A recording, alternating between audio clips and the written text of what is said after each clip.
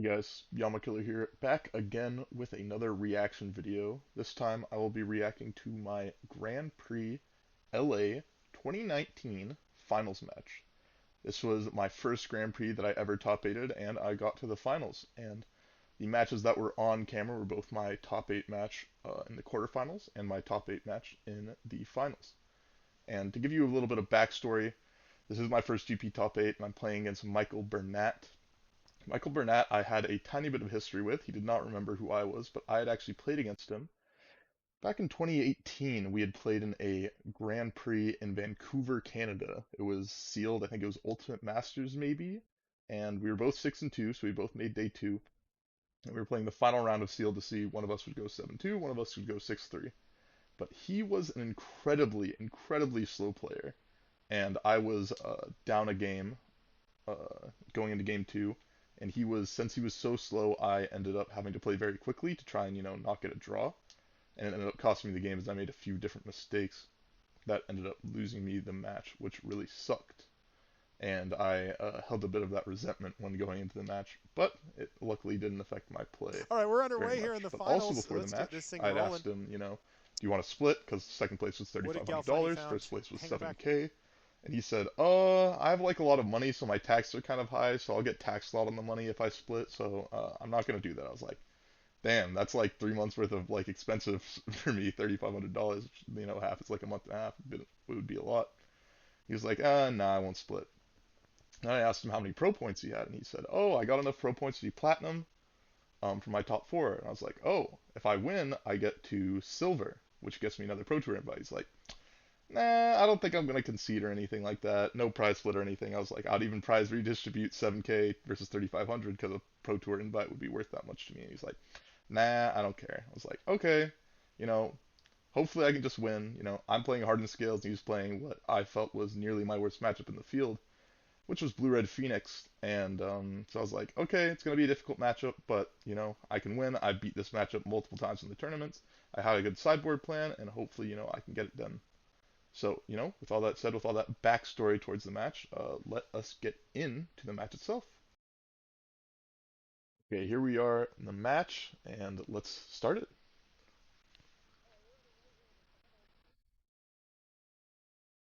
A little bit more backstory, as I forgot to mention.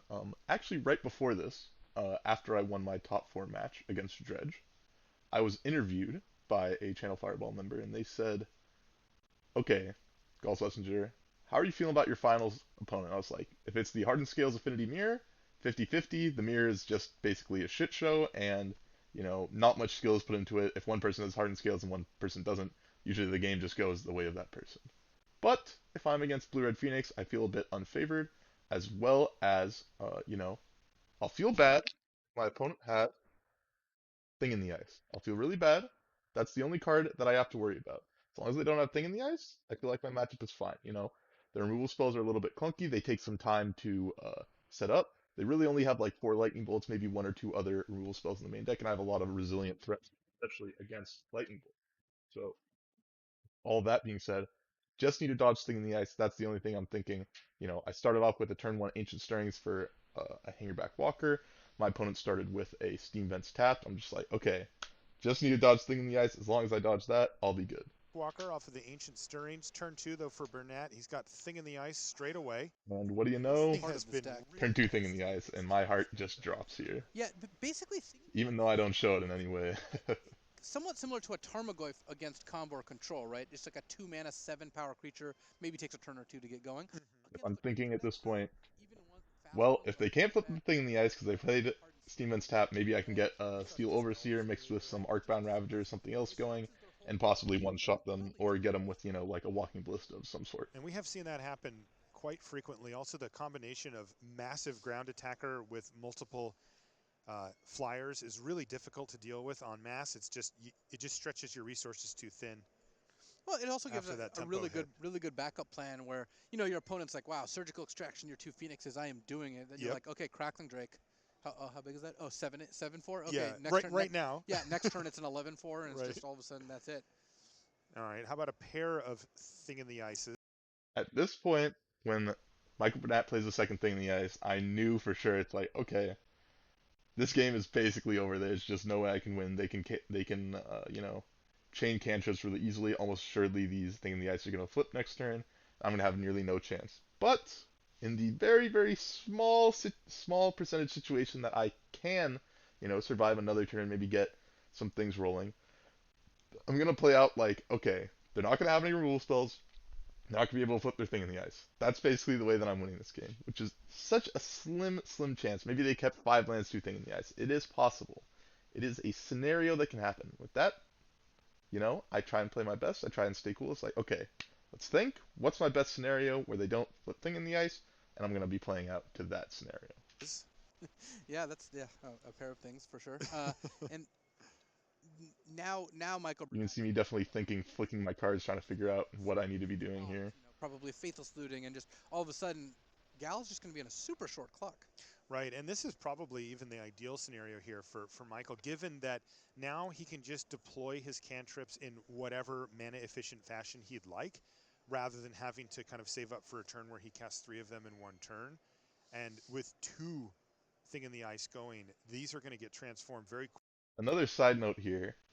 I actually had a flight in like less than 2 hours that I needed to get to, and I was like, okay, I'm gonna try both play quickly and try to tell Michael Burnett to play quickly because of this. And this pace that Michael Burnett is playing at is basically lightning speed compared to how I played against him last time. So I'm very happy that he's playing at a pace that allows me to get to my flight in the end. Quickly, next turn we could easily see both of them bounce all the creatures from Gal and just say, here, take 14, deal with this. Of course, Hardened Scale's not known for its interactiveness, right? It's not a deck. I really dislike that Marshall calls me Gal instead of Gall, or however some other people can say my name a bit better, which it's the classic. Heard my entire life like, oh, is Gal here? Is Gal here? I'm just like a Gall. It's not quite the same. It tilts me a little bit every time I hear it. That's going to reach out and kill thing in the ice very often. No, a walking ballista is the best way to do that, but without a hardened scales or an arcbound ravager, it's going to be difficult to get ballista up to that speed. Though I guess hardened scales plus play ballista plus tap steel overseer gets it to a 4, but that's only going to kill one of the 2 things, and the other one is going to be, very difficult. So look, more steel overseer action, but that just doesn't really matter. No, this is more reminiscent of kind of like a mediocre affinity. You can see how I waited for a long time trying to figure out like, okay, what the hell am I doing here? There's two thing in the ices. How am I winning this game? That hangerback walker I got is completely irrelevant in the face of a flip thing in the ice. So I, play another Steel Overseer in the hope that these thing in the ices aren't going to flip, because if they don't, then I can pump up my Inkmoth Nexus right now, maybe pump it up more, get an Arcbound Ravager down next turn with another land, and be able to kill my opponent. Draw rather than the explosive stuff that you see when you see Hardened Scales on the battlefield.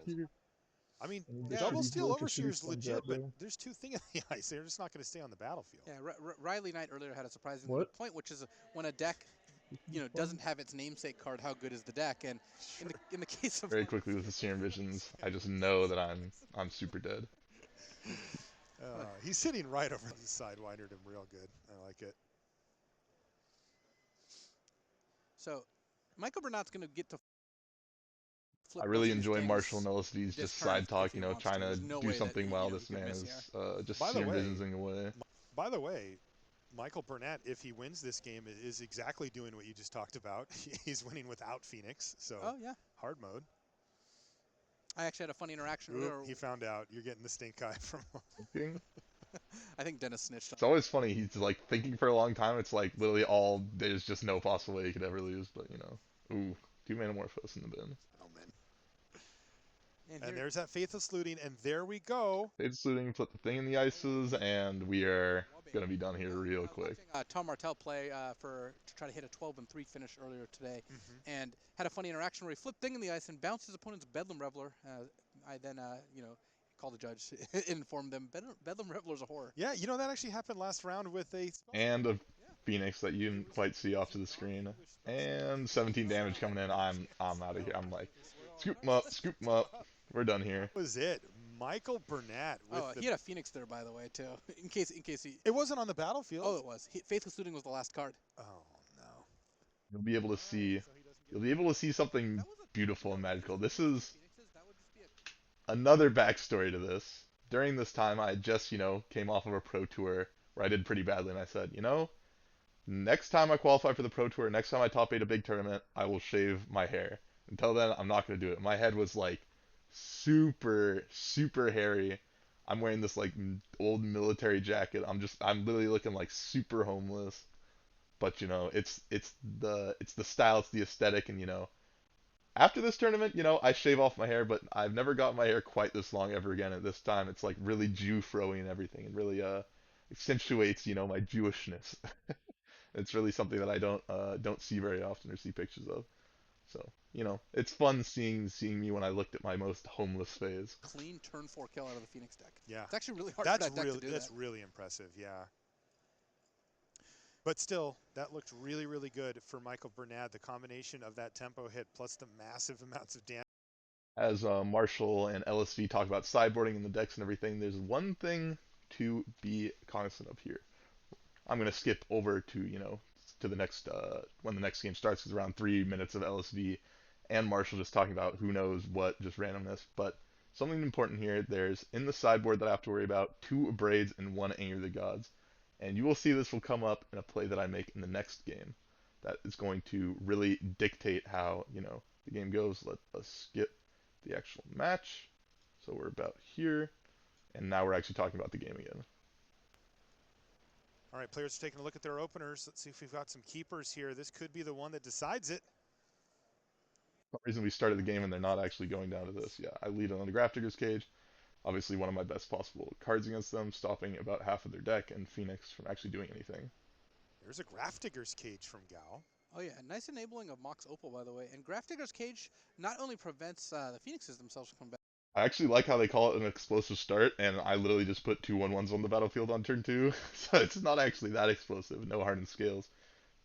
No steel overseer, nothing big. But still, I have a Grafdigger's Cage really stopping any potential future Phoenixes, and some Hangerback Walker action, going to be able to take me into the later game. That stops Faithless Looting from getting flashed back. Sure.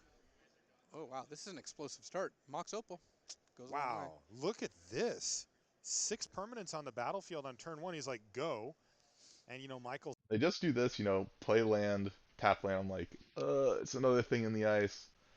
I'm gonna have to deal with that. Hope to God it is not, but most likely it is gonna be. Michael's best play. That's what I'm thinking in my head. Play a land and a spell.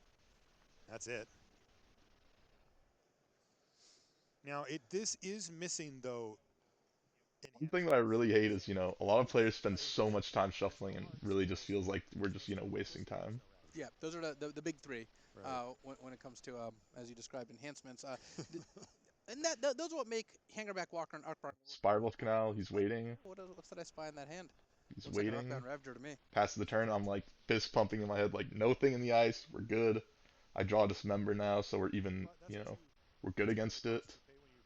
I get in here, and I'm thinking to myself, Grafdigger's Cage taking a spot of some other card here. there's something that's important here. I'm thinking to myself, if my opponent has an Abrade, it's going to be really bad for my Arcbound Ravager. Because I want to play it, post these removal spells, clean up everything and potentially one-shot them, especially when they're tapped out. And I've got Hangerback Walker to use, I can apply more pressure to the board in this Arcbound Worker. I'm doing something. If they play a thing in the ice later, I don't care, I've got a Dismember. Phoenixes aren't a problem because I've got Grafdigger's Cage. If they have an Abrade here, that's not that big of a deal because, it's dealing with my Grafdigger's Cage, whatever. Or, it's dealing with my Hangerback Walker. And if they don't have anything, even better. But the one thing that I have to worry about, the one thing I'm thinking to myself at this time, I saw a one of Anger of the Gods on the sideboard. So, I can either play around the 4 bolts and the 2 Abrades that make it so playing my Arcbound Ravager out is kind of bad because I have to sacrifice a lot of my board, and potentially, a follow-up spell could be pretty bad. Or, if they have the one of Anger of the Gods, I lose the game basically on the spot. So, as long as they don't have that, I should be good. But, you'll see, as the game goes on, I'm going to be incredibly sad. Very, very sad. Here.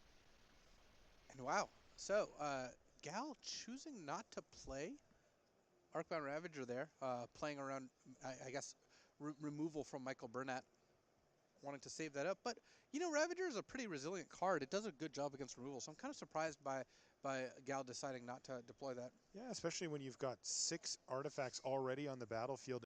We're having this, like, really weird discussion right now. It's like, he's like, I pass the turn, he's like, thinks for a second, goes like, okay, and he's like about to draw. I'm just like, wait, I want to do something on your upkeep, and we're just like, it's super awkward, and I don't know why. I'm just like, oh, I just want to stop on your upkeep, and I don't want to tell you, I'm gonna do that when you're like on the end step to not give up information.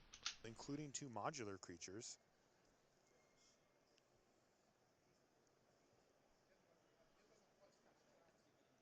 And Gal's going to go ahead and activate.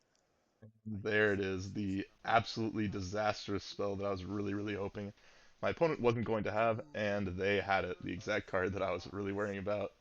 As you can see, I'm just like, you can't hear me say it, but at the time I really say, before he plays the Amulet Gods, he just goes like, Lamb, just like, you got the one of them? He's like, yep. Play it. I was like, yeah, I was hoping you wouldn't. Look at that. So punished for not playing Ravager there. Wow. Ravager could have eaten both Arcbound Workers and eaten the Mox, and then made it so both the Hangerback Walker and the Ravager survived. Wow, what a beating. Now the Arcbound Ravager comes down, but is it going to be too late? It's still a pretty good play here, but Michael. Yeah, LSV is fucking hitting me with the super rubbins like, oh, it signifies any of the gods that he's still playing this, so, should have played around. It's like, it's a one of. They could just have bolts and braids or like thought scours or stuff. They're waiting to find a thing in the ice or waiting to, deal with this Grafdigger's Cage. Like, very easily could just be, abrade your Grafdigger's Cage and then go for, Phoenixes and such. And, I wanted to play more to the board and get my Hangerback Walker bigger and all these things that could play better for me, especially leading up Dismember as well.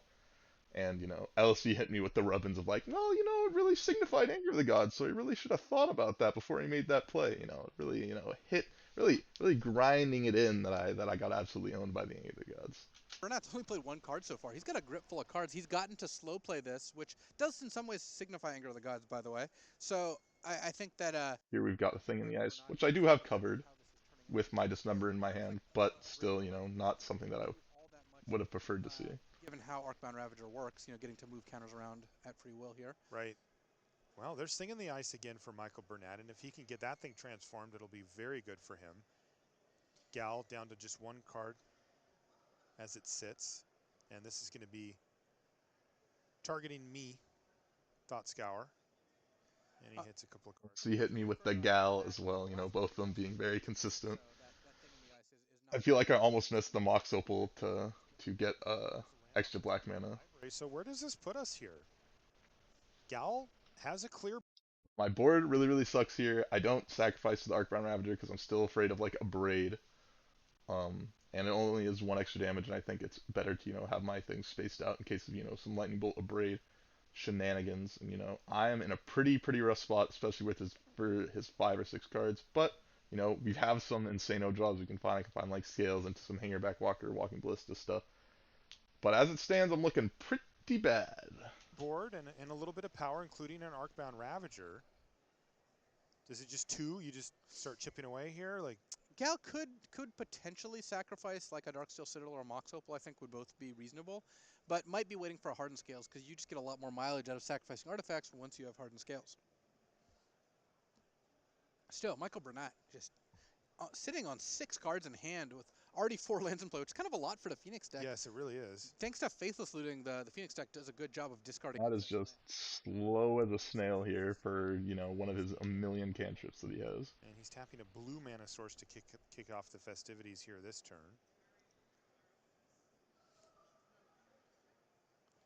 Or he's just making you think he's doing that. Yes, he is, in fact, doing much more than that.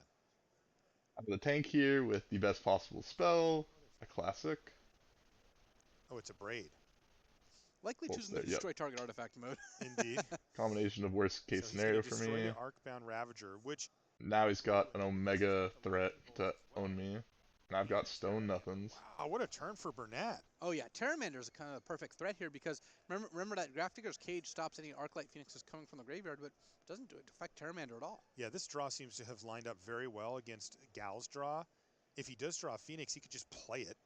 It's looking like Burnett's basically getting to play with his food while I'm having Stone Nothing. Works. In Modern.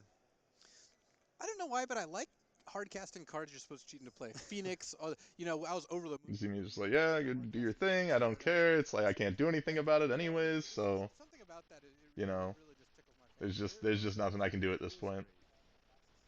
Someone in the chat asking if Matt Nass played in the tournament. He did not. If he did, he would have played Hardened Scales, most likely. In fact, if he did, he would have played Hardened Scales to an 11-4 finish. It's like, oh, you know, we're thinking. It's like I've got as stone nothing. I'm just, you know, waiting for Bernat to kill me, basically. You know, living the limelight that I've got for the moment. You know, not much going on, but you know, I gotta keep my time on the camera while I can. Sure. For those of you who don't know Greg Hatch, by the way, a longtime fixture in California Magic and has one of the best deck techs I've ever seen. It's like, Some mono blue tempo deck tech. what I do here, I can do so many different things, and you know, let's count the graveyard. Let's do this. Let's do that. Let's, you know, all the different things that we could possibly do. Years of absolute torture from you, minimum. Oh There's man, nothing funny he did about kick that off. That was awesome. Yeah, Greg it was Hatch is a not master. So he is correct, you know, it is Michael Burnat's game to lose. Things, but this is at this point Michael Burnat's game to lose. He's got tons of card advantage right now. We know Gal's sitting on at least just a forest in hand. I take the 4, and now this Kinda is, gives Burnett the, like, I think it's the next turn? Yeah. No, not quite this turn. The next turn I have my crowning achievement at in my finals match. You'll see. Straw's really lining up nicely. Right now, you know, Burnat's just playing with the suit. He can basically do whatever he wants. In his hands, and it looks like the deck of the tournament's going to win the tournament here as well. Funny how that works, actually. Yeah. I mean, It doesn't always happen. no, right? no, for sure. And like I think Arclight Yeah. hitting the board, by the way, is the deck of This is truly my crown achievement. Does that mean it's going to hit first place? Well, not necessarily, but sure is here. That is going to be game, I think. Yeah, animation module's not going to be good here. In fact, all you can do is put another counter on Terramander. It's funny because I go like, okay, activate animation module targeting Terramander. He's like, what? He's like, it's like, oh yeah, I'm targeting this. I was like, oh, yeah, here, read it. I just want to give it extra counters like a joke before I'm dead. He's like, what's going on? Not in the game plan. I'm like pointing like, yeah, put the counter on, and then I die. He's going to do it, though. You can see me smiling like as a joke and such, so we're just, you know, that's me getting absolutely demolished in my finals of the GP. My first ever GP finals and my first ever absolute, or I guess my second smashing by Michael Burnett, as he actually beat me in a GP, you know, many months prior. But yeah, you know, that's me reliving my absolute demolished match that I had in my first GP finals. Slightly did not make it. I even have my plaque here. I don't know if you guys can quite see it, but here's my GPLA 2019 finalist plaque. No trophy for me, but a plaque. You know, we'll take those. I will take a final, you know, a finals appearance after my first GP top 8. It is something that I will appreciate and remember for all of eternity, especially because it is here on YouTube, so I can always relive myself getting absolutely smashed. Yeah, if you guys like this video or want to see any more reactions from me, make sure to give the video a like, subscribe to the channel, follow me on Twitch for gameplay that is live, you know, if you want to chat with me live there. Twitter and other such social links in the description below as well. Thank you guys for watching. I appreciate it a lot, and I'll see you guys on the next reaction video whenever it comes out. Thank you guys for watching, and bye-bye.